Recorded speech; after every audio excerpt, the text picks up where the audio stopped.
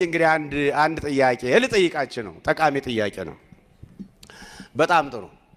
ጌታ በቤተልሔም ሕፃን ሆኖ ከድንግል ማርያም ድንግልናዋ እንዳለ በመንፈስ ቅዱስ ድንቅ ሥራ ሲወለድ በተወለደ ጊዜ ማንኛውም ልጅ ሲወለድ ስም እንደሚወጣለት በተወለደ ጊዜ ስሙ ማን ተባለ?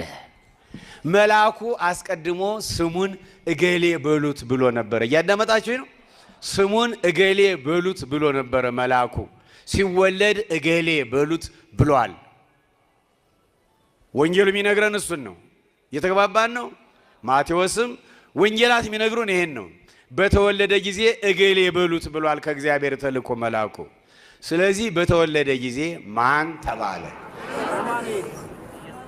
እስቲ አማኑኤል የምትሉ እጃችሁን አማኑኤል የምትሉ አማኑኤል በተወለደ ጊዜ በቤተልሔም መጀመሪያ የወጣለት ስም አማኑኤል። እጃችሁ እንደገና አውርዱ። ጥሩ። ለመጀመሪያ ጊዜ በተወለደ ጊዜ ክርስቶስ ተባለ የምትሉ እጃችሁን አውጡ፣ አውርዱ። ክርስቶስ ትንሽ ናት። እሺ፣ በተወለደ ጊዜ በቤተልሔም በተወለደ ጊዜ መልአኩ አስቀድሞ እገሌ ብሉት እንዳለ ኢየሱስ ተባለ የምትሉስ ይኸው መልአኩ አስቀድሞ እንደተናገረ ኧረ ተው እኛ እኮ 2000 ዓመት በላይ የሆነን ክርስቲያኖች ነን። ምዕራባውያን ያስተምሩን ይሄን እኛ እናስተምራቸው እንጂ ከነሱ በፊት እኮ ነው ይሄን ጌታኛ ያገኘ ነው።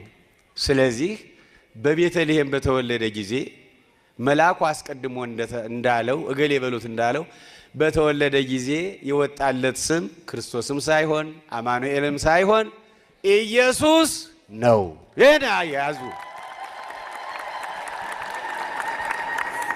ጌታ በቤተልሔም በተወለደ ጊዜ መልአኩ አስቀድሞ እንዳለ ስሙ ማን ተባለ? ንገሩኝ። ስሙ ማን ተባለ? ኢየሱስ።